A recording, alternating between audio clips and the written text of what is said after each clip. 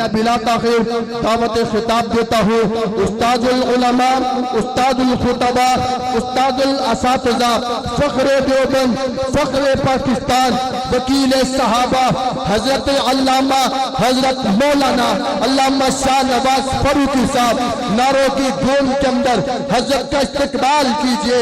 نعرہ تکبیر، نعرہ تکبیر، شان محمد مصطفیٰ، عظمت صحابہ، شان اہل بیت، علماء حق، علماء دیوبند، حضرت مولانا علامہ شاہ نواز فاروقی صاحب۔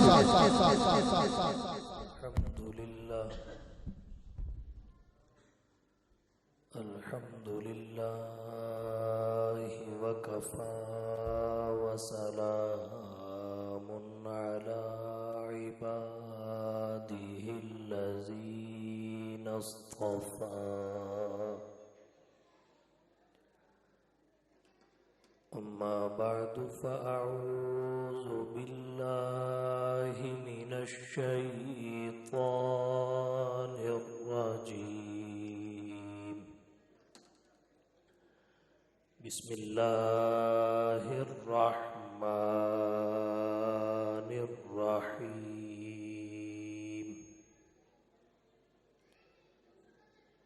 انا نحن نزلنا الذکر وإنا له لحافظون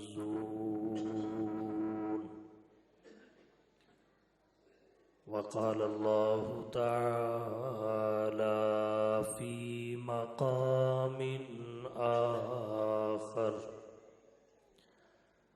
وَلَقَدْ يَسَّرْنَا الْقُرْآنَ لِلذِّكْرِ فَهَلْ مِن مُدَّكِرٍ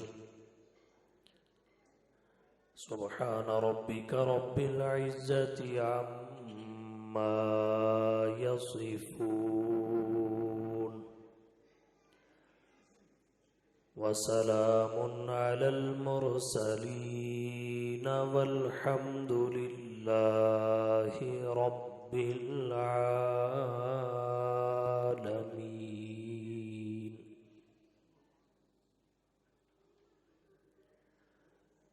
انتہائی واجب الاحترام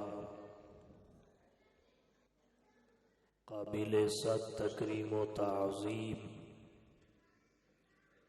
معزز علماء کرام، سامعین اعظام، برادر عزیز حضرت مولانا مفتی محمد ارباز صاحب حنفی حفظہ اللہ تعالی کی دعوت، استاد محترم فقیہ شہر حضرت مولانا مفتی محمد اقبال صاحب دامت برکاتہم العالیہ کے حکم پر دارالعلوم محمد صلی اللہ علیہ وسلم میں ایک بار پھر آپ سے مخاطب ہونے کا شرف حاصل کر رہا ہوں۔ مجھے جن پہلوؤں پر گفتگو کا حکم ہوا ہے بلا تمہید انہی پہلوؤں پر چند باتیں آپ کی توجہ کی نظر کروں گا۔ قرآن کریم اللہ کا کلام ہے، دیگر مرسلین پر جو وحی نازل ہوئی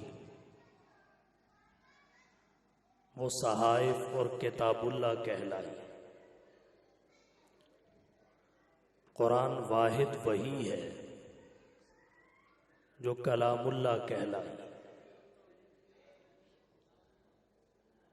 اس کی فضیلت تمام کلاموں پر اسی طرح مسلم ہے جس طرح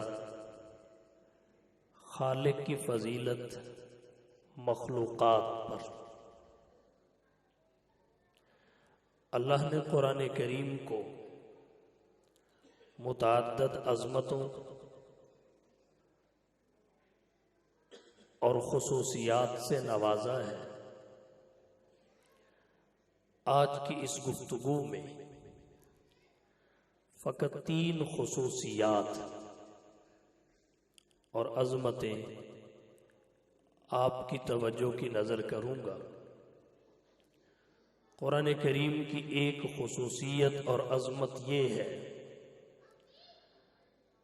اللہ تعالیٰ نے اس کے حفظ کو آسان بنا دیا ہے۔ اسے عربی میں کہتے ہیں تسہیل حفظ القرآن۔ قرآن کریم کے حفظ کو اللہ نے آسان بنا دیا۔ اس قدر آسان بنایا، ایک چھوٹا سا بچہ جو عجمی زبان سے تعلق رکھتا ہے، عرب نہیں ہے، اسے عربی سے واقفیت نہیں، عربی کے معانی سمجھتا نہیں، مگر الحمد سے لے کر والناس تک پورا قرآن اپنے سینے میں محفوظ کر لیتا ہے۔ نہیں پتا ذالک الکتاب کا معنی کیا ہے، لا ریب فیہ کا مطلب کیا ہے، ھدی للمتقین کی تفسیر اور تشریح کیا ہے۔ اس کے باوجود پورا قرآن اس کی یادداشت میں محفوظ ہوتا ہے۔ 4 سال کی عمر میں بھی بہت سارے خوش نصیبوں نے اس سعادت کو حاصل کر لیا۔ قسطلانی میں ہے، سفیان بن عیینہ رحمہ اللہ نے 4 سال کی عمر میں قرآن کریم حفظ کر لیا۔ ہمارے آج کے زمانے میں 4، 5، 6 سال کے بچے قرآن کریم کے حافظ مل جاتے ہیں، جن کی زبان عربی نہیں ہے مگر پورا قرآن ان کے سینے میں محفوظ ہے۔ اللہ نے اس قدر آسان بنایا۔ ہماری علاقائی زبان اردو ہے، پنجابی ہے، مگر اردو اور پنجابی کی 60 صفحے کی کتاب بھی کسی کو حفظ نہیں ہو۔ ہماری علاقائی زبان ہے جسے بولنے اور سمجھنے کے لیے کسی گرامر کی ضرورت نہیں ہے، بولنے اور سمجھنے کے لیے کسی اکیڈمی میں داخلہ کی ضرورت نہیں ہے، مگر اس کے باوجود 60 صفحے کی کتاب اردو اور پنجابی کی اس پورے گجرانوالہ میں کسی ایک شخص کو بھی حفظ نہیں ہو۔ 600 صفحات پر مشتمل اللہ کی کتاب، 30 پارے، الحمد سے لے کر والناس تک مکمل ایک چھوٹے سے بچے کی یادداشت میں محفوظ ہے۔ اس سے زیادہ آسان حفظ کے لحاظ سے اور کون سی کتاب؟ یہ قرآن کریم کی خصوصیت ہے، تسہیل حفظ القرآن۔ اگر اس پر مثالوں کا سلسلہ شروع کیا جائے تو درجنوں نہیں سینکڑوں میں۔ بچپن کی عمر میں اللہ نے ذہن میں ایک مقناطیس فٹ کیا ہوتا ہے، وہ بڑی جلدی محفوظ کر لیتا ہے، الفاظ کو جذب کرتا ہے، کھینچتا ہے۔ جیسے جیسے عمر بڑھتی جاتی ہے اس مقناطیسی قوت میں ضعف آنے لگتا ہے، لیکن قرآن کریم اللہ کی وہ کتاب ہے جس کا حفظ اس ذوف سے بھی متاثر نہیں ہوتا۔ یہ ہمارا گجرانوالہ ہے، اس کی جیل میں امام اہل سنت حضرت مولانا علی شیر صاحب حیدری رحمہ اللہ نے 3 مہینے 17 دن قید و بند کی صعوبتیں اپنی جگہ، 3 مہینے 17 دن اللہ کا پورا قرآن حفظ کر لیا۔ عمر دیکھیے اور عرصہ دیکھیے، پھر سہولیات پہ بھی نظر ڈال لیجئے۔ اس سے آسان کتاب دنیا میں کوئی نہیں۔ یہ قرآن کریم کی خصوصیت ہے۔ مولانا مسعود اظہر صاحب نے انڈیا کی جیل میں 1 مہینے میں قرآن حفظ کیا۔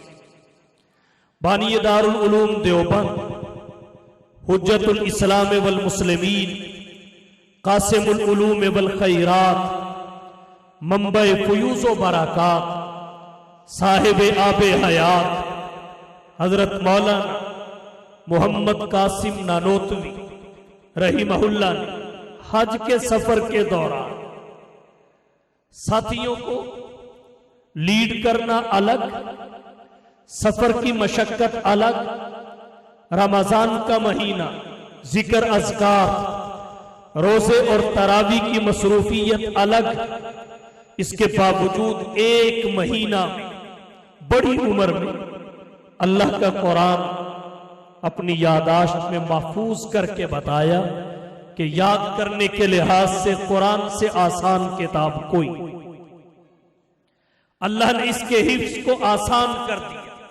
یہ تو 1 مہینے کی بات ہے۔ ماضی قریب میں ماہنامہ وفاق المدارس العربیہ میں میری نظر سے گزرا۔ وفاق المدارس کے سابقہ صدر شیخ الحدیث حضرت مولانا سلیم اللہ خان رحمہ اللہ نے فقط 27 دنوں میں اللہ کا قرآن حفظ کیا۔ فقط 27 دنوں میں اللہ کا قرآن حفظ کیا۔ یہ تو پھر بہت زیادہ ایام ہے۔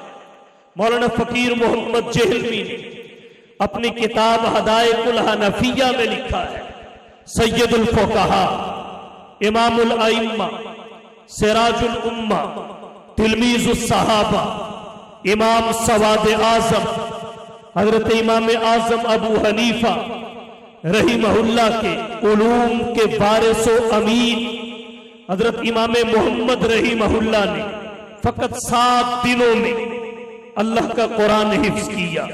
یہ تو پھر 1 ہفتہ ہے، 7 ایام ہے۔ اس سے بھی آگے کی بات عرض کرنے لگا ہوں۔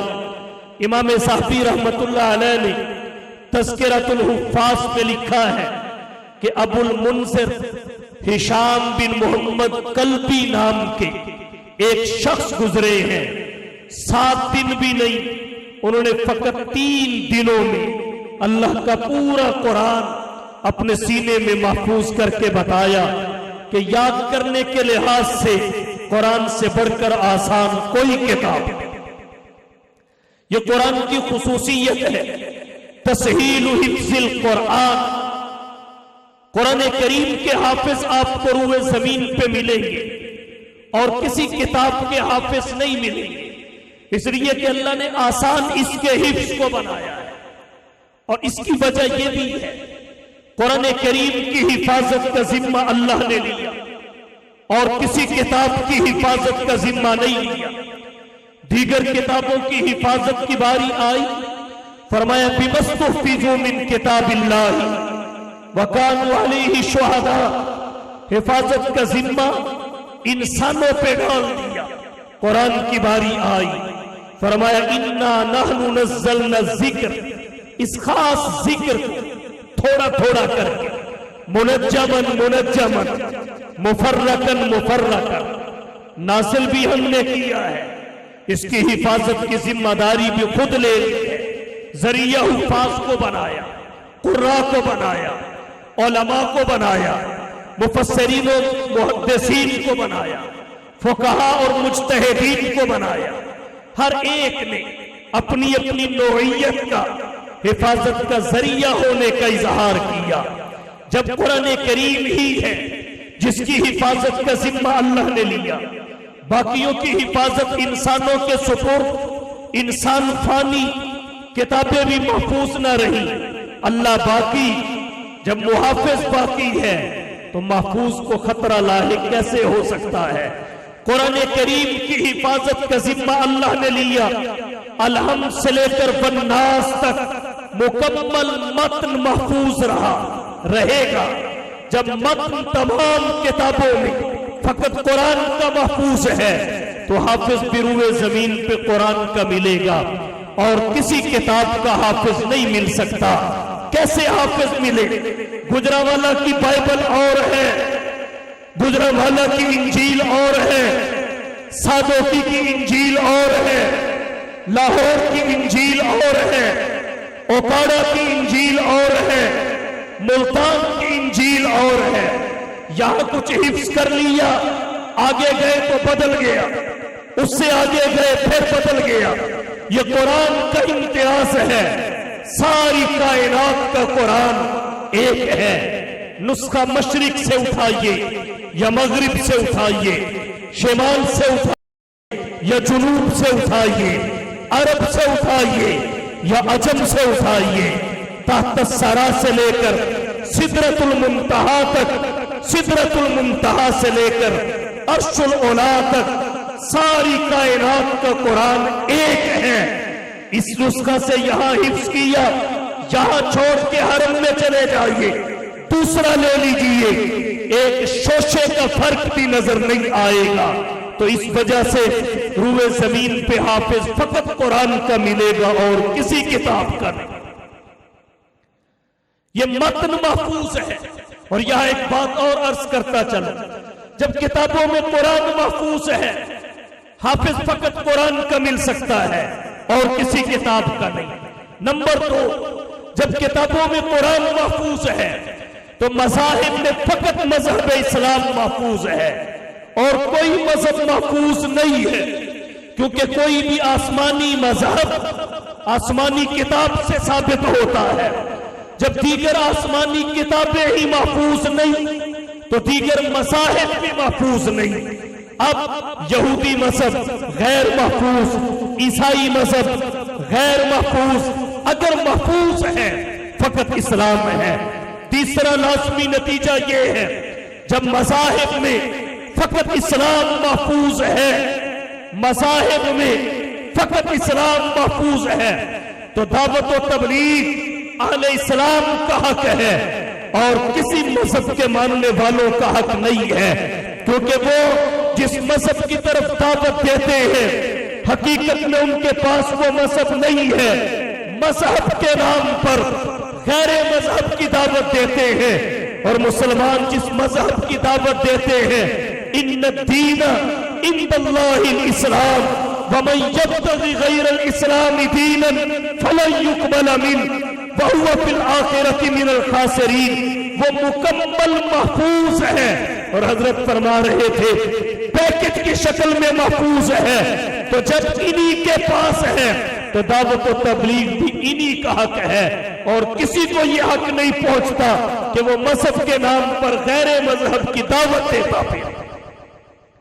تو عرض میں نے یہ کیا، قرآن کریم کا حفظ آسان، اس کی حفاظت کا ذمہ اللہ نے لیا، متن محفوظ، پھر اللہ نے حفظ کو آسان بنایا۔ کیسے؟ اس امت کے حفاظ کے لیے اللہ نے حافظ کھول دیے۔ پہلی امتوں کے افراد کو وہ حافظ نہیں ملے جو اس امت کے افراد کو عطا ہوئے۔ کیوں؟ وجہ اس کی یہ ہے کہ پہلی کتابوں کی حفاظت کی ضرورت ہی نہیں تھی، ضرورت اس امت میں پیدا ہوئی، انتظام بھی اللہ نے اس امت میں کیا۔ پہلی امتوں میں اس حافظہ کی ضرورت نہیں تھی، کیوں؟ اس لیے کہ کتاب کی حفاظت کی ضرورت نہیں تھی۔ بخاری شریف میں روایت ہے، حضرت ابو ہریرہ راوی ہیں، 491 صفحہ پر حضور صلی اللہ علیہ وسلم نے فرمایا، کانت بنو اسرائیل تسوسهم الانبیاء کلما ہلک نبی خلفہ نبی وانہ لا نبی بعدی وسیکون خلفاء فیکثرون فرمایا بنی اسرائیل کی سیاست انبیاء بنی اسرائیل کرتے تھے، کلما ہلک نبی خلفہ نبی، ایک نبی دنیا سے رخصت ہوتا دوسرا نبی اس کی جگہ آ جاتا، نبی کے بعد نبی آتا، وحی کے بعد وحی آتی، نہ نبی کی تعلیمات کی حفاظت کی ضرورت، نہ اللہ کی کتاب کی حفاظت کی ضرورت۔ جب حضور تشریف لائے فرمایا انہ لا نبی بعدی، میرے بعد نبی کوئی نہیں ہوگا،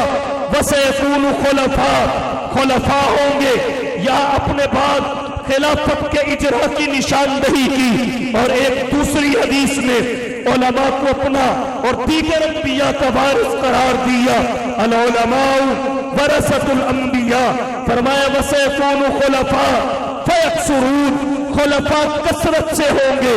جب نبی کے بعد نبی آ جاتا، وحی کے بعد وحی آ جاتی، نہ پہلی وحی اور کتاب کی حفاظت کی ضرورت رہتی، نہ تعلیمات رسالت معاب کی حفاظت کی ضرورت رہتی۔ جب حضور آئے تو باب نبوت بھی بند، آپ پر کتاب اتری تو باب وحی بھی بند۔ حضور کے تشریف لے جانے کے بعد قیامت کے قائم ہونے کے درمیان، آپ کی وفات اور قیامت کے درمیان ایک طویل عرصہ گزرنا تھا۔ اس کو قابو کرنے کے لیے انسانیت کی رہبری اور رہنمائی کا معاملہ تکمیل تک پہنچانے کے لیے جو نبی کو کتاب عطا کی، اس کتاب کی حفاظت کا ذمہ خود لیا، ذریعہ ان خوش نصیبوں کو بنایا، ہمیشہ کے لیے محفوظ کر دیا۔ نبی کی جو تعلیمات تھی ان کی حفاظت علماء سے کروائی، اس حد تک حفاظت کہ اگر کسی شخص نے نبی کے ایک قول کو ذکر کیا، نبی کے ایک فعل کو ذکر کیا، نبی کی ایک تقریر کو ذکر کیا، اسماء الرجال کے ماہرین نے اس کا ایسا الٹرا ساؤنڈ کیا کہ پوری کی پوری زندگی کھول کے سامنے رکھ دی۔ تو جب نبی کی بات نقل کرنے والوں کی سیرت و کردار کو اس حد تک واضح کر دیا گیا تو نبی کی تعلیمات، نبی کی شریعت، نبی کی سنت، نبی کی حدیث کی حفاظت کے لیے کس قدر خدائی انتظام اور اہتمام ہوا ہوگا، یہ بات سمجھنے سے تعلق رکھتی ہے۔ تو بہرحال میں نے عرض یہ کیا، حضور تشریف لائے تو ضرورت محسوس ہوئی کتاب کی حفاظت کی، تعلیمات رسالت معاب کی حفاظت کی، کیونکہ آپ اور قیامت کے درمیان نہ کسی نبی نے پیدا ہونا تھا، نہ وحی نے اترنا تھا۔ نبی کی وفات اور قیامت کے قیام کے درمیان زمانہ صدیوں پر محیط ہے، تو اللہ نے اسے کور کرنے کے لیے کتاب کی حفاظت کا انتظام کیا، تعلیمات رسالت معاب کی حفاظت کا انتظام کیا۔ جب کتاب کی حفاظت کی ضرورت محسوس ہوئی تو پھر اس امت کے خوش نصیب بچوں کو وہ حافظہ عطا کیا جو پہلی امتوں کے افراد کو عطا نہیں ہوا۔ جیسے نبی کی ختم نبوت کی برکت سے اجتہاد اس امت کے حصے میں آیا۔ پہلے انبیاء اجتہاد کرتے تھے لیکن امتی اجتہاد نہیں کرتا تھا۔ انبیاء کرام کے اجتہاد کے واقعات قرآن میں بھی موجود ہیں، نبی کی حدیث میں بھی ہے، لیکن یہ ملکہ امت تک دراز نہیں ہوا۔ حضور دھرتی پہ تشریف لائے، جب تک آپ رہے آپ اجتہاد کرتے تھے، جب آپ دنیا سے رخصت ہو گئے ختم نبوت کی برکت سے یہ اعزاز نبی کی امت کے مجتہدین اور فقہا کے حصہ میں آیا۔ چونکہ اب ضرورت محسوس ہوئی، زمانہ ترقی پذیر تھا، نت نئے مسائل سامنے آنا تھے، اصول اللہ اس کے رسول نے بیان کر دیے، ان اصولوں کی روشنی میں اپنی اپنی شرائط کے مطابق مجتہدین نے مسائل کا حل پیش کیا۔ جیسے ضرورت اجتہاد کی اس امت میں پیش آئی، اللہ نے یہ ملکہ امت کے فقہا کو عطا کر دیا۔ قرآن کی حفاظت کی ضرورت جب ختم نبوت کی برکت سے اس امت میں محفوظ ہوئی تو اس امت کے چھوٹے چھوٹے بچوں کو ایسا بے مثال حافظہ عطا کیا کہ انہیں اپنے 4 دادا کے نام تو یاد نہیں ہے لیکن اللہ کے قرآن کے 30 پارے ازبر ہو چکے۔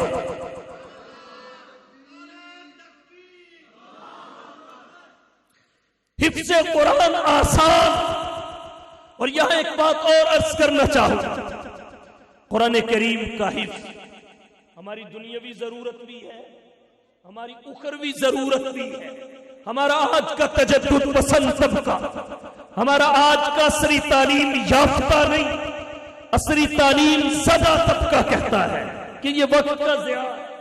ان چھوٹے چھوٹے بچوں کو آپ 2-3 سال کے لیے ان تپائیوں کے ساتھ بٹھا دیتے ہو، ان کا قیمتی وقت ضائع ہوتا ہے، ان کا مستقبل متاثر ہوتا ہے۔ یاد رکھیے، قرآن کریم کا حفظ وقت کا ضیاع نہیں ہے، یہ ہماری دنیاوی ضرورت بھی ہے، ہماری اخروی ضرورت بھی ہے۔ قرآن کریم کے اعجاز کا اظہار اس سے ہوتا ہے، ہماری دنیاوی ضرورت ہے۔ پھر اللہ نے قرآن کریم کے بارے میں فرمایا بل هو آیات بینات فی صدور الذین اوتوا العلم، یہ وہ آیات بینات ہیں جو اہل علم کے سینوں کے لیے ہے، اور یہ منتقل بھی سینے سے سینے میں ہوا۔ اللہ کی ذات سے جبریل کی ذات کے پاس آیا، جبریل کی ذات سے حضور کی ذات گرامی کے پاس آیا۔ جبریل کتاب لے کے نہیں آئے، بخاری شریف باب کیف کان بدء الوحی میں روایت ہے، جبریل آئے، عرض کیا اقرأ بسم ربک الذی خلق، حضور نے فرمایا ما انا بقارئ، جبریل نے سینے سے سینہ لگایا۔ حضور فرماتے ہیں فغطنی ثلاثا، مجھے 3 مرتبہ بھیجا، اور بھیجنے کی شدت یہ تھی خشیت علی نفسی، مجھے اپنی جان کا خوف محسوس ہونے لگا۔ پھر جبریل نے کہا اقرأ بسم ربک الذی خلق، منتقل ہو چکا تھا جبریل کے سینے سے نبی کے سینے میں اللہ کا قرآن۔ آمینہ کے لال نے پڑھنا شروع کر دیا تو سینوں سے سینوں میں آیا ہے، یہ اصل ہے، کتابی شکل میں بین الدفتین ہماری سہولت کے لیے آیا ہے، ہماری کمزوریوں کو مد نظر رکھ کے آیا ہے۔ اگر قرآن فقط کتابوں میں ہو، کتاب تبدیل کر دی جائے، سینوں میں محفوظ نہ ہو تو باطل کامیاب ہو سکتا ہے۔ تاتاریوں نے اپنے زمانے میں اور آگ جلا دیے، پانی میں بہا دیے، ان میں قرآن کریم کی آیات کو گڈمڈ کر دیا۔ افغانستان میں ایک عرصہ ایسا گزرا، بہت برے حالات آئے۔ خلیفہ مامون الرشید کے دور میں عیسائیوں نے قرآن غلط لکھ کے تقسیم کرنا شروع کیا۔ جب وہ نسخے پہنچ کے جاتے، فری میں تقسیم کر کے جاتے، چھوٹے چھوٹے بچے قرآن کریم پڑھتے، جب فرق دیکھتے اس نسخے کو اپنے سینے سے لگا کر اس کاتب کے دروازے پہ آتے، دستک دے کے کہتے ظالم اور آگ سے تو تبدیل کر سکتا ہے، ہمارے سینوں سے تبدیل نہیں کر سکتا۔ نعرہ تکبیر، عظمت قرآن، عظمت قرآن، حضرت مولانا علامہ شاہ نواز فاروقی صاحب، نعرہ تکبیر۔ حفظ قرآن وقت کا ضیاع نہیں ہے، سب سے پہلے ہماری دنیاوی ضرورت ہے، پھر ہماری اخروی ضرورت ہے۔ آپ کہیں گے ہماری دنیاوی ضرورت کیسے ہے؟ واضح مثال پیش کرنے لگاؤ۔ جس شریعت کے ہم نام لیوا ہیں، جس شریعت کے پیروکار ہیں، اس کے بعض احکام ایسے ہیں جن پر حفظ قرآن کے بغیر عمل ممکن نہیں ہے۔ استاد محترم تشریف فرما ہے، رمضان کا مہینہ بالکل قریب ہے۔ ماہ رمضان میں پورا مہینہ باجماعت تراویح پڑھنا الگ سنت ہے، ختم قرآن فی تراویح الگ سنت ہے۔ مراکل فلاح میں امام طحطاوی کا قول ہے سن ختم القرآن فیہا ای التراویح مرتن فی الشہر علی الصحیح وہو قول الاکثر۔ اور ہدایہ ہماری فقہ کی معروف کتاب ہے جس کی پہلی جلد میں صاحب ہدایہ لکھتے ہیں اکثر المشائخ علی ان السنت فیہا الختم مرتن فلا یترک لکسل القوم۔ مطلب کیا ہے؟ رمضان کے مہینہ میں جیسے تراویح سنت، ویسے ہی نماز تراویح میں ختم قرآن سنت۔ قوم کی سستی کی وجہ سے اس سنت کو ترک نہ کیا جائے۔ ایک جانب یہ حقیقت ہے اور دوسری جانب صاحب ہدایہ کہتے ہیں عند الاحناف اگر کوئی شخص نماز میں قرات مصحف سے دیکھ کے کرتا ہے، کتاب سے دیکھ کے کرتا ہے، صحیفے سے دیکھ کے کرتا ہے، اس کی نماز فاسد ہو جاتی ہے۔ اب ختم قرآن فی التراویح کی سنت پہ، حکم پہ عمل کرنے کے لیے اگر کسی نے کتاب کھولی تاکہ قرآن کی تکمیل کرے تو اس کی نماز تراویح بھی گئی اور ختم قرآن فی التراویح کی سنت بھی گئی۔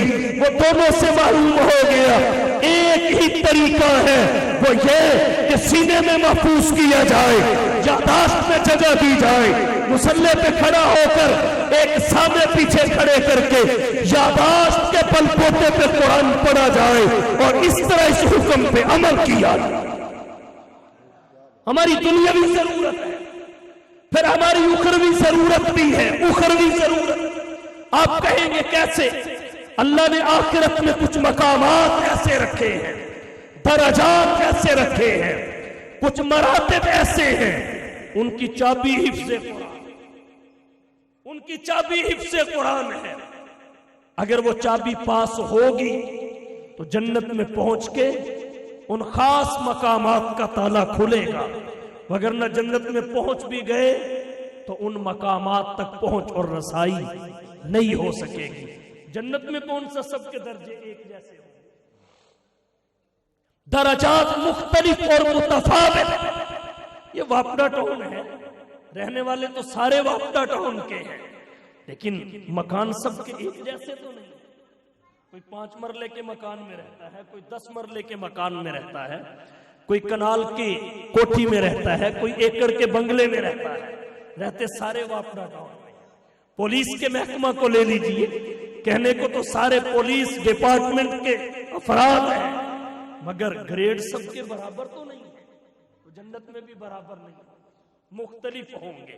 اگر غیر حافظ جنت میں ہے تو اسے وہ مقامات نہیں ملیں گے جن کی چابی حفظ قرآن ہے، اور اگر حافظ جنت میں ہے تو اس کے پاس چابی ہوگی، وہی ان مقامات تک پہنچے گا جس کے پاس چابی ہوگی۔ اور ایسے درجنوں نہیں سینکڑوں ہیں، درجنوں نہیں سینکڑوں ہیں۔ من قرأ القرآن فاستظہرہ فأحل حلالہ وحرم حرامہ ادخلہ اللہ الجنہ وشفعہ فی عشرۃ من اہل بیتہ کلہم قد وجبت لہ النار۔ اس کی چابی حفظ قرآن۔ لو جعل القرآن فی اہاب ثم القی فی النار ما احترق، اس کی چابی حفظ قرآن ہے۔ یقال لصاحب القرآن اقرأ وارتقی ورتل کما کنت ترتل فی الدنیا فإن منزلک عند آخر آیت تقرأها۔ 6666 گریڈ حافظ قرآن جنتی کے غیر حافظ جنتی سے اپ ہوں گے۔ اس کی چابی حفظ قرآن، ان مقامات کی چابی حفظ قرآن ہے۔ تو یہ وقت کا ضیاع نہیں ہے، یہ ہماری دنیاوی اور اخروی ضرورت ہے۔ اس لیے اپنے بچوں کو قرآن کا حافظ بنائیں اور مضبوط اساتذہ سے بنائیں۔ یہاں حفظ قرآن کریم کا سلسلہ، تجوید کا سلسلہ مضبوط ہے، مستحکم ہے، بغیر غلطی کے ایک دن میں پورا قرآن سنانے پہ سند ملتی ہے، اور شاید یہ امتیاز ہے اس ادارے کا۔ تو اپنے بچوں کو قرآن کا حافظ بنائیں، ان کے مستقبل کے بارے میں مطمئن ہو جائیں۔ بڑی عجیب بات ہے جب ہم کہتے ہیں بچوں کو حافظ بناؤ تو اس وقت کہتے ہیں اگر بچہ مولوی بن گیا تو کھائے گا کہاں سے، اگر مولوی بن گیا تو کھائے گا کہاں سے، اور جب مولوی بن کے کھاتا ہے پھر برداشت نہیں ہوتا، پھر کہتے ہیں یار مولوی کھاندے بڑا، کہتے ہیں یار مولوی کھاندے بڑا۔ جو اللہ کے قرآن کے ساتھ جڑ جائے اللہ اسے بھوکا نہیں رہنے دیتے، اللہ اسے بھوکا نہیں رہنے دیتے، اور قرآن مرے سے مرے انسان کو زندہ رکھتا ہے، کمزور سے کمزور انسان کو طاقتور بنا دیتا ہے۔ حضرت تھانوی رحمت اللہ علیہ کے ایک بھائی اور تھے، ان کا نام اکبر علی تھا، وہ عصری تعلیم میں بہت آگے تھے۔ میرے ان کا نام لینے سے پہلے بتائیے آپ میں سے کتنے جانتے ہیں کہ حضرت تھانوی کو کوئی بھائی اکبر علی بھی تھا؟ جو جانتے ہیں ہاتھ کھڑا کریں میرے بتانے سے پہلے۔ اور اشرف علی کو کون نہیں جانتا؟ اشرف علی کو کون نہیں جانتا؟ یہ قرآن کریم نے عزت دی ہے۔ تو اپنے بچوں کو قرآن سے وابستہ کیجئے، قرآن کا حافظ بنائیے۔ اللہ نے قرآن کریم کے حفظ کو آسان ہی اس لیے کیا ہے کہ قرآن کریم کا یہ اعجاز ظاہر ہوتا ہے، قرآن کریم کا یہ اعجاز ظاہر ہوتا رہے۔ تو پہلی خصوصیت جو آج کی گفتگو میں شامل ہے، تسہیل حفظ القرآن، اللہ نے قرآن کے حفظ کو آسان کر دیا۔ اپنی زبان کی کتاب 7 صفحے کی بھی حفظ نہیں، اور عربی زبان کی 600 صفحے کی چھوٹے سے بچے کو حفظ ہے، اس سے زیادہ آسانی کیا ہو؟ پتہ بھی نہیں اس کا معنی کیا ہے، اور سمجھنے کے لیے گرامر کی ضرورت، اور گرامر پڑھا ہوا بھی نہیں ہے، پھر پورا قرآن سینے میں محفوظ ہے۔ اس سے آسان دنیا کی کوئی کتاب نہیں ہو سکتی۔ یہاں سے بھی سمجھنے والے سمجھ جاتے ہیں کہ قرآن کریم کے حفظ کو اللہ نے آخر تک قائم رکھنا ہے، اور جنت میں بھی اس کا اظہار ہونا ہے۔ تو اپنے بچوں کو حافظ بنائیں گے کہ نہیں؟ دوسری خصوصیت کیا ہے؟ کثرت تلاوت۔ اس کائنات انسانی میں جتنی کثرت کے ساتھ قرآن کریم پڑھا گیا، پڑھا جا رہا ہے، پڑھا جاتا رہے گا، دنیا کی کسی کتاب کو پڑھنے کی یہ کثرت نصیب نہیں ہوئی، بلکہ یوں کہوں تو بے جا نہیں۔ کائنات انسانی میں آسمان سے جتنی کتابیں قرآن کریم کے علاوہ اتری، پھر زمین پر بیٹھنے والوں نے جتنی کتابیں لکھی، تمام کتابوں کو پڑھا گیا۔ سب کے پڑھے جانے کی تعداد کو جمع کر لیا جائے اور اکیلے قرآن کے پڑھنے کی تعداد کے مقابل لایا جائے تو اکیلا قرآن سب پہ غالب ہو۔ یہ تلاوت کی کثرت، پڑھنے کی کثرت اللہ نے قرآن کو عطا کی ہے۔ کیا کثرت؟ حضرت علی المرتضیٰ شیر خدا اسد اللہ کرم اللہ رضی اللہ کے بارے میں ان کے سوانے کی کتب میں لکھا ہے، ایک دن میں حضرت علی نے 8 قرآن ختم کیے، ایک دن۔ دنیا کی کون سی کتاب ہے جسے ایک ہی پڑھنے والے ایک ہی دن میں 8 مرتبہ پڑھا؟ یہاں تو 2-4 دفعہ بڑے سے بڑی دلچسپ کتاب پڑھ کے طبیعت اٹھا جاتی ہے، دوبارہ پڑھنے کو جی نہیں کرتا، لیکن یہ قرآن کی شان ہے، جتنا پڑھا جائے طبیعت اتنا ہی تقاضا بڑھا دیتی۔ ایک دن میں 8 مرتبہ حضرت علی نے قرآن ختم کیا، 8 مرتبہ، اور گمنام تو نہ جانے کتنے ہیں۔ 4 شخصیات ایسی گزری ہیں، ان کے نام تاریخ کے اوراق کی جبینوں پہ محفوظ ہیں۔ وہ ایک رکعت میں پورا قرآن پڑھتی تھی۔ ان میں 2 صحابی ہیں، 2 تابعی ہیں۔ صحابہ میں ایک نام حضرت تمیم داری کا ہے، دوسرا ناشر قرآن حضرت عثمان بن عفان کا ہے۔ ایک رکعت میں پورا قرآن پڑھتے تھے۔ اور تابعین میں ایک سیدنا سعید بن جبیر ہے، اور دوسرے سید الفقہا امام الائمہ سراج الامہ تلمیذ الصحابہ امام سواد اعظم حضرت امام اعظم ابو حنیفہ رحمہ اللہ ہے۔ ایک رکعت میں پورا قرآن پڑھ لیا کرتے تھے۔ اور امام صاحب رحمت اللہ علیہ کے بارے میں ان کی سوانے کی کتب میں لکھا ہے، فقط رمضان کے مہینہ میں 61 مرتبہ قرآن کا ختم کرتے تھے۔ ترتیب اس کی یہ ہوتی تھی، ایک قرآن روزانہ دن کو پڑھتے تھے، ایک قرآن روزانہ تراویح کے بعد نوافل میں پڑھتے تھے، 30 قرآن دن کے 30 قرآن رات کے، دونوں کو ملایا 60 کا عدد حاصل ہوا۔ اور ایک قرآن وہ ہوتا تھا جو پورے مہینے میں نماز تراویح میں پڑھا کرتے تھے۔ ادھر عید کا چاند نظر تھا، ادھر ابو حنیفہ کے 61 قرآن مکمل ہو جاتے۔ اور جب امام صاحب رحمت اللہ علیہ کا جنازہ اٹھا، جیل سے جنازہ اٹھا، تو جو تعداد گنتی اور شمار میں قرآن کریم کے ختم کی وہ 7000 سے متجاوز تھی۔ بتائیے دنیا کی کون سی کتاب ہے کہ مختصر سی حیات مستعار، مختصر سی زندگی میں ایک ہی شخص نے 7000 سے زائد مرتبہ اس ضخیم کتاب کو پڑھا ہو؟ کوئی اور ایسی ہے ہرگز نہیں ہے۔ یہ شان اللہ نے فقط قرآن کو بخشی ہے۔ اور پھر کیسا اتفاق ہے، قرآن کریم جب کوئی پڑھنے لگتا ہے، دنیا کی ہر کتاب جمود کے ساتھ پڑھ سکتے ہو، جسم کو حرکت دیے بغیر پڑھ سکتے ہو، ٹانگ پہ ٹانگ رکھ کے پڑھ سکتے ہو، بغیر حص و حرکت کے پڑھ سکتے ہو، لیکن قرآن کریم کو پڑھنے کے لیے اس کا غلاف ہی اتارا جاتا ہے۔ غلاف اتارتے ہوئے تحفظ اور تسمیہ پڑھنے لگتا ہے، جسم میں غیر ارادی حرکت پیدا ہو جاتی ہے۔ کوئی پڑھنے والا آگے سے پیچھے، پیچھے سے آگے حرکت کرتا ہے، کسی کا جسم دائیں سے بائیں اور بائیں سے دائیں حرکت کرتا ہے۔ اگر ارادے اور اختیار کے ساتھ کوئی اس حرکت کو روکنا چاہے تو شکست کھا جاتا ہے، یہ حرکت غالب آ جاتی ہے۔ وجہ کیا ہے؟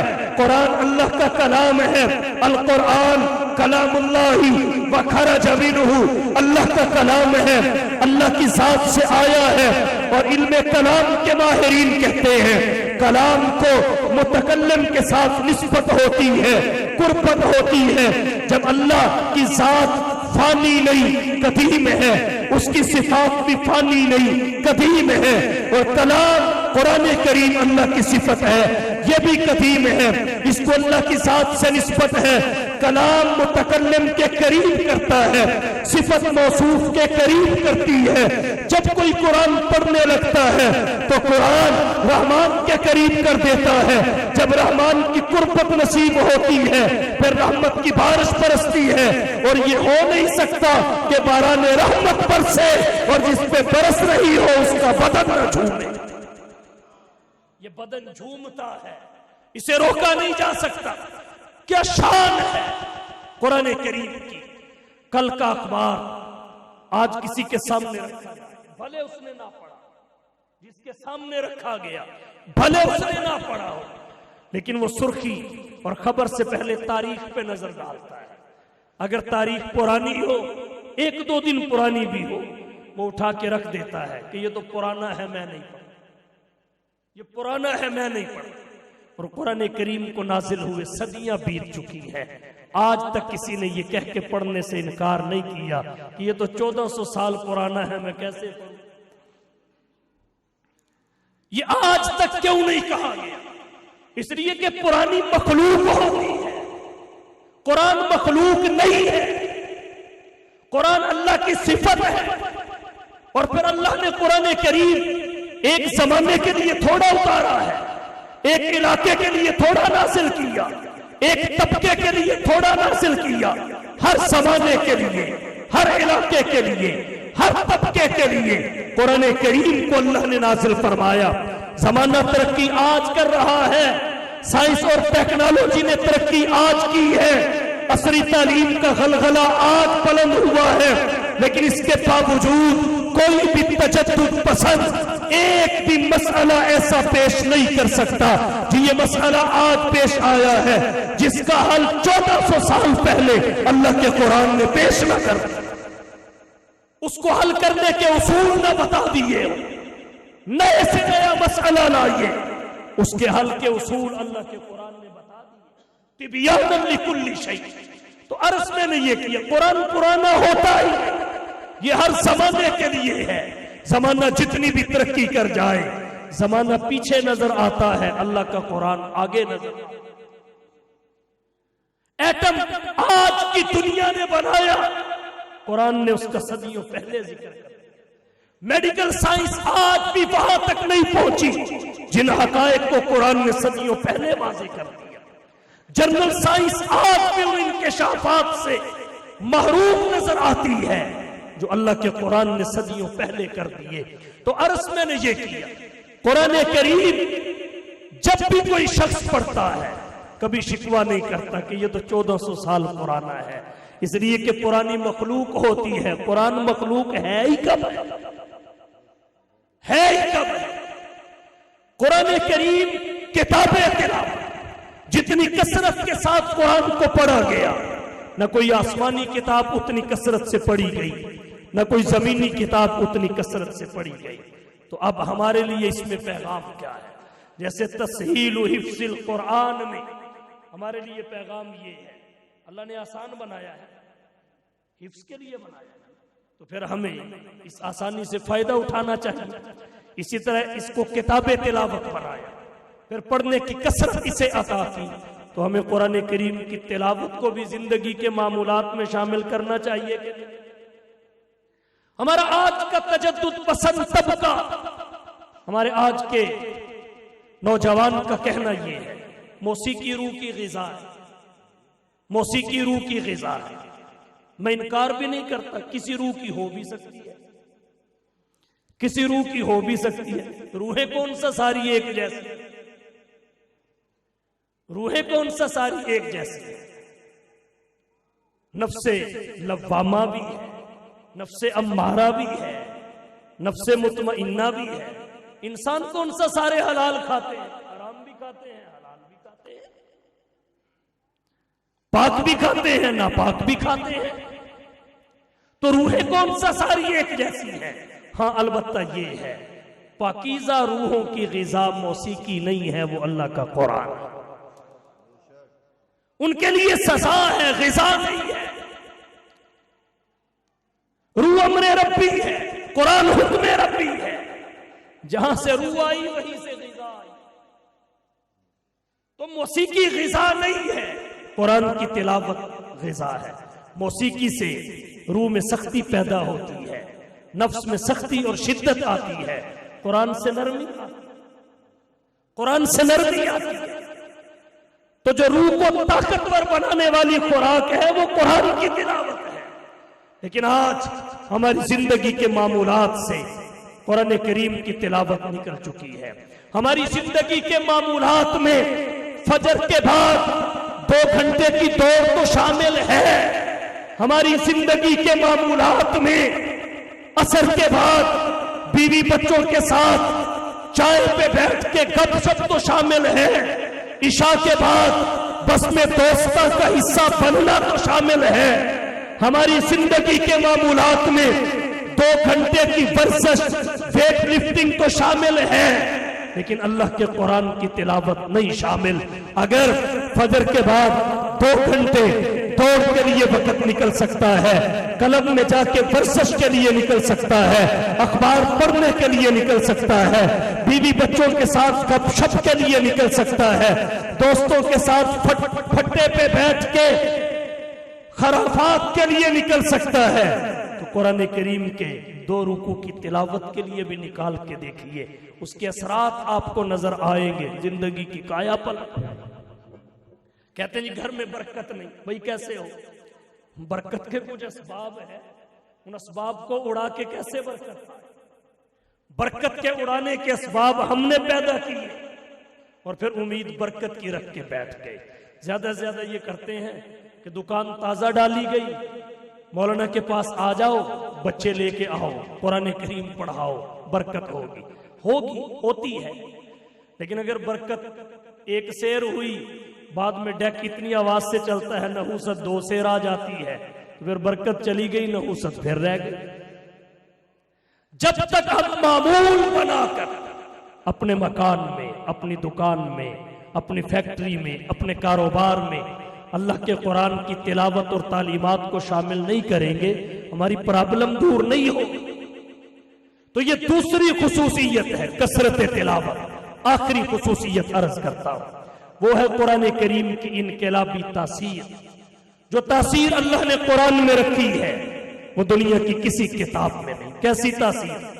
عرب کا سب سے بہادر شخص، سب سے بہادر شخص، پورے عرب کے قبیلے میں یہ چیلنج کسی نے قبول نہ کیا، اس ایک شخص نے قبول کیا کہ میں نبی کا سر لے کے آؤں اور تلوار پکڑ کے چل بھی پڑ، اتنا بہادر، چل بھی پڑ۔ اللہ کی تکوین اور تقسیم کو کون سمجھے؟ جب ان میں تھا اس وقت اللہ نے نمایاں کر دیا کہ اس سے بہادر کوئی نہیں، کیونکہ دینا نبی کو تھا، اس لیے اس کے سامنے کوئی اس وقت کھڑا نہ ہو کہ آنے سے پہلے اس کی وہاں بہادری تسلیم کر کے نبی کا سر لینے کے لیے نکلے۔ نبی سے نہیں، نبی کے کسی صحابی سے بھی نہیں، صحابیہ سے، بہن سے سورہ طٰہٰ کی چند آیات سن، چند آیات تاب نہ لا سکے، سر لینے گئے تھے، دینے کے ایگریمنٹ کر کے واپس سودے کے لیے بازار گئے ہم، سودے کے لیے بازار گئے ہم، بکے ان کے ہاتھوں جن کے خریدار گئے ہم. یہ ہے تاثیر. مفتی اعظم پاکستان حضرت مفتی محمد شفیع رحمہ اللہ نے معارف القرآن جلد اول میں لکھا ہے کہ مکہ کے 3 سردار ابو جہل، ابو لہب، اخنس بن شریح، تینوں علمبردار تھے. قرآن کریم کی تلاوت سے روکنے کے سارا دن آواز لگاتے، لا تسمعوا لہذا القرآن، لا تسمعوا لہذا القرآن، قرآن نہ سنو، سننے بھی نہ دو. والغوا فیہ، اگر کہیں پڑھا اور سنا جا رہا ہو شور مچا دو، رنگ میں بھنگ ڈال دو. کیونکہ جو قرآن سن لیتا ہے پھر ہماری نہیں سنتا، جو قرآن سن لیتا ہے پھر ہماری نہیں سنتا. پتہ ہے مولویوں کو کہ توحیدیوں کے ساتھ سلام لینے سے نکاح نہیں ٹوٹتا، پتہ ہے ان کو، اتنے جاہل نہیں ہیں، پتہ ہے نکاح نہیں ٹوٹتا، لیکن پھر بھی کہتے ہیں مصافحہ نہ کرو، پاس نہ بیٹھو. پتہ ہے جو پاس بیٹھے گا وہ سن لے گا، اور جو ان کی سن لے گا ہماری کہاں سنے گا، وہ ہماری کہاں سنے گا. تعصب یہاں تک بھر دیا گیا کہ مسجد دھونی پڑے گی، تجدید نکاح کرنا پڑے گا. اندر میں باطن میں ساری باتیں تسلیم ہیں، مانتے ہیں، امن کمیٹیوں میں بغل گیر بھی ہو جاتے ہیں، لیکن ممبر پہ آ کے کہتے ہیں مصافحہ کیا تو نکاح گیا، مصافحہ کیا تو نکاح گیا. حالت ان کی بھی یہی تھی. سارا دن کہتے تھے لا تسمعوا لہذا القرآن، نہیں سننا، والغوا فیہ، سننے بھی نہیں دینا. اور اپنی حالت کیا تھی؟ سونا تو دور کی بات ہے، آنکھوں میں نیند کا سرما بھی نہیں لگا سکتے تھے جب تک صاحب قرآن کی زبان سے اللہ کا قرآن نہ سن لیتے. حضور کعبۃ اللہ میں تلاوت کرتے، زمانہ سو رہا ہوتا، صاحب قرآن قرآن پڑھتے ہوئے رو رہا ہوتا. یہ تینوں نکلتے، ایک دوسرے سے چھپتے چھپاتے، بچتے بچاتے. حضور تلاوت کر رہے ہیں، ایک اس کونے سے چپکا کھڑا ہے، دوسرا اس کونے سے چپکا کھڑا ہے، تیسرا اس کونے سے چپکا کھڑا ہے، چپکے کھڑے ہیں. تلاوت موقوف ہوئی، واپس پلٹے، ایک دوسرے کے آمنے سامنے آ گئے، چوک میں اکٹھے ہو گئے. جب ایک دوسرے کو دیکھا تو نظریں جھک گئی، کہا بس اتنے کوٹ دے، عزم کرو کہ دوبارہ نہیں آئے، عہد کرو. لیکن قرآن قرآن ہے، اگر نہ کھینچے تو اسے کلام اللہ کون کہے. اگلی شب پھر کھینچ لیتا، اس سے اگلی شب پھر کھینچ لیا. جب 3 راتیں گزر گئیں تو اخنس دونوں سرداروں کے پاس چلا گیا. کہنے لگا سردار جی گالتے دسو. دونوں سردار تھے، بڑی بڑی پگڑیوں والے تھے. سردار جی گالتے دسو. حق کے جی حق کے، من دے کیوں نہیں؟ اگر مان لیا تو ہماری ناک نہیں رہے گی. بنو عبد مناف سے ضد ہے، باقی نہ قرآن کے کلام ہونے میں شک ہے، نہ صاحب قرآن کے نبی آخر الزمان ہونے میں شک ہے. تو جو دوسروں کو کہتے تھے لا تسمعوا لہذا القرآن والغوا فیہ، تاثیر اس قدر غالب تھی کہ تب تک سو نہیں سکتے تھے جب تک قرآن کو سن نہیں. ایسی تاثیر قرآن کریم میں اللہ نے رکھی. گئے صحابہ کرام مکہ سے ہجرت کر کے حبشہ، قریشی پیچھے چلے گئے کہ یہ ہمارے ظلم سے بچ کے سکون سے کیسے بیٹھ سکتے ہیں. وہاں نجاشی کے دربار میں درخواست دے دی کہ یہ تو ہمارے بھگوڑے ہیں اور ان میں یہ خرابیاں ہیں، حضرت عیسیٰ کے بارے میں، حضرت مریم کے بارے میں ان کے نظریات درست نہیں ہیں. کیونکہ وہ عیسائی تھا، طلب کر لیے گئے. حضرت جعفر بن ابی طالب وہ بات کرنے کے لیے سامنے آئے، اپنا موقف پیش کیا. سورہ مریم کی چند آیات پڑھی، چند آیات. اسعما نجاشی حبشہ کا بادشاہ، اس کی آنکھوں سے آنسو بہ رہے تھے، اس کی داڑھی آنسوؤں سے تر ہو گئی تھی. اور وہ کہنے لگا یہ میرے ہاتھ میں تنکا ہے.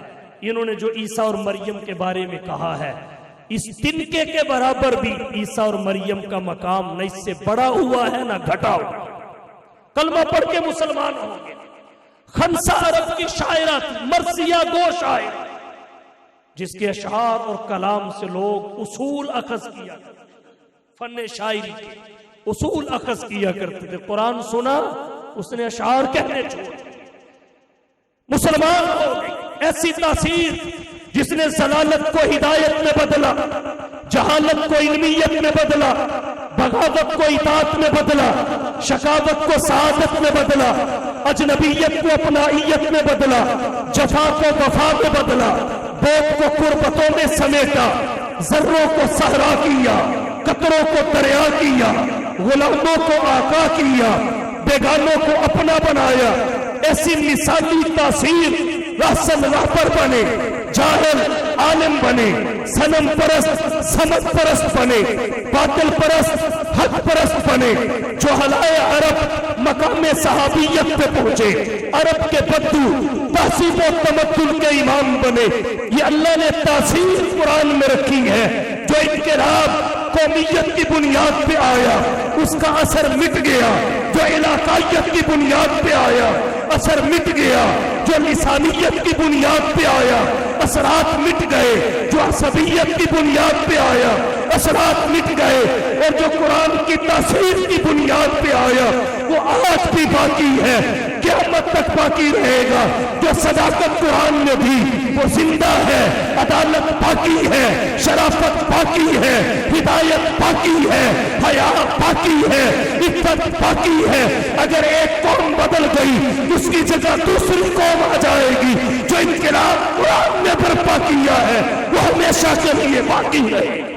نعرے تکبیر، شان محمد مصطفیٰ، شان قرآن، عظمت قرآن، نعرے تکبیر.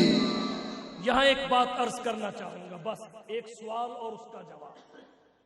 آج کسی بھی شخص کے ذہن میں یہ سوال پیدا ہو سکتا ہے. قرآن آج بھی وہی ہے، پڑھنے والے پہلے دور سے بڑھ چکے ہیں، تلاوت کی مقدار بھی بڑھ چکی ہے، لیکن جو تاثیر علماء سے سنتے ہیں، کتابوں میں پڑھتے ہیں، وہ آج ہمیں نظر نہیں آتی.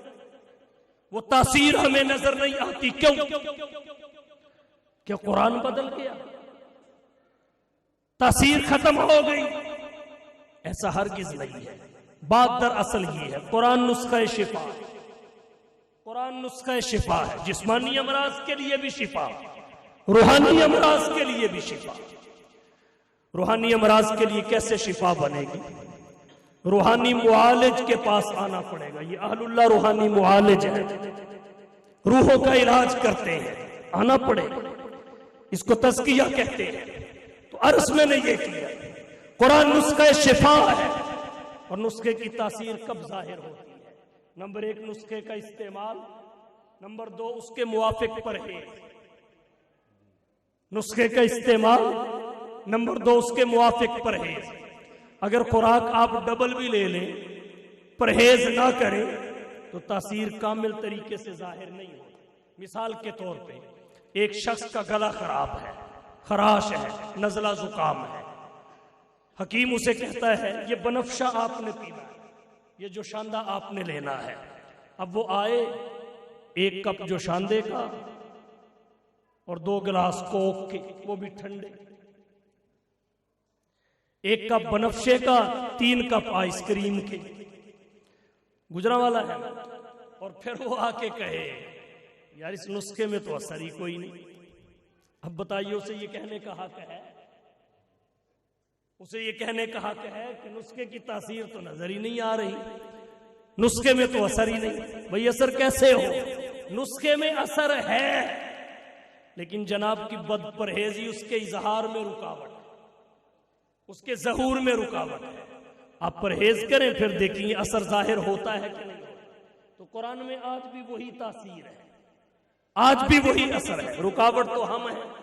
قرآن پڑھتے ہیں مگر قرآن نے کہا سود سے بچو نہیں بچتے، رشوت سے بچو نہیں بچتے، حرام سے بچو نہیں بچتے. नाफरमानी से बचो, नहीं बचती। तो नुस्खे का इस्तेमाल है। बड़े बड़े कारियों को सुनते हैं, कान पे हाथ रखा, एक ही सांस में सूरह फातिहा के बाद सूरत ज़ुहा भी गई और अगली भी शुरू हो गई। पढ़ते भी हैं, सुनते भी हैं, लेकिन तासीर के ज़हूर में सबसे बड़ी रुकावट खुद है। गोया नुस्खे का इस्तेमाल है मगर परहेज नहीं, और जब तक परहेज ना हो उस वक्त तक तासीर जाहिर नहीं होती। ना कुरान बदला, ना तासीर कुरान बदला। मरीज बदल गए, बदपरहेज हो गए। आज कहते हैं सहाबा के लिए तो फरिश्ते उतरते थे, हमारे लिए क्यों नहीं? सहाबा निहत्ते होते थे, 313 हजारों पे गालिब आ जाते थे। हमारे पास शाहीन भी है, हमारे पास गौरी भी है, हमारे पास जदीद टेक्नोलॉजी है, एटम भी है, आलात भी हैं, हथियार भी हैं। हम मगलूब और महकूम फिर भी क्यों? वजह यह है कि हमारे ईमान की हसासियत कमजोर हो चुकी, एहसास गुनाह तक जाता रहा, फखर का रास्ता पकड़ लिया। कुरान और सुन्नत की तालीमात के इज्तिमाई माहौल का फकदान पैदा हो गया, कुरानी तालीमात का इज्तिमाई माहौल जाता रहा। अगर आज भी ये कैफियत पैदा हो जाए तो हम अपनी आंखों से फरिश्ते उतरते देखेंगे, अल्लाह की नुसरत को उतरता देखेंगे। यकीन नहीं आता, ये थोड़े से फासले पे देख लीजिए, उनके पांवों में जूता नहीं, अगर जूता है तो तस्मा नहीं, बदन पे कपड़ा है तो चादर नहीं, अगर दस्तरखान पे रोटी है तो सालन नहीं। मगर उन्होंने मुत्तहिदा अस्करी महाज को शिकस्त दी है, हाथ बांध के वापसी के रास्ते की भीख मांगते रहे, हाथ बांध के भीख मांगते रहे। उनकी मईशत आज भी मजबूत है बहुत सारे मुल्कों से, उनकी दिफाई सलाहियत आज भी मजबूत बहुत सारे मुल्कों से। तो डॉक्टर इकबाल ने क्या खूब कहा, फिजाए बद्र पैदा कर, फिजाए बद्र पैदा कर, फरिश्ते तेरी नुसरत को उतर सकते हैं गर्दों से कतार अंदर कतार अब भी। तो ये कुरान की इनकलाबी तासीर है, इसकी राह में हम रुकावट हैं, दूर कीजिए, फिर माहौल को बदलता देखिए, काया को पलटता देखिए। यही है वो किताबे हक जिसे कुरान कहते हैं, यही है वो किताबे हक जिसे कुरान कहते हैं, जिसे फुरकान कहते हैं, जिसे बुरहान कहते हैं। यही है वो कि जिसका मुंतज़िर सारा ज़माना था, रसूलों की ज़ुबान पर जिसका नगमा था, तराना था। तारुफ ये कराती है खुदा बन तआला का, रसूलों का, क़यामत का, हबीब हक तआला का। न कुछ तहरीफ का खतरा, न खदशा कुछ ख़यानत का, खुदाए पाक खुद सामिन है इसकी हिफाजत का। इसी ने भेद खोला है नबुव्वत का, खिलाफत का, इसी ने राज बतलाया है कौमों की इमामत का। आइए इससे निस्बत, ताल्लुक और रिश्ता मजबूत करें, क्योंकि जहां सब रिश्तेदार छोड़ जाएंगे वहां कुरान का रिश्ता काम आएगा। कुरान करीम के मदारिस से, हुफ्फाज से अपनी मोहब्बतों को वसी करें, ये हमारे लिए दुनिया में भी बरकत का बाइस है, आखिरत में भी राहत का बाइस होगा। व आखिर दावाना अनिल हम्दुलिल्लाह।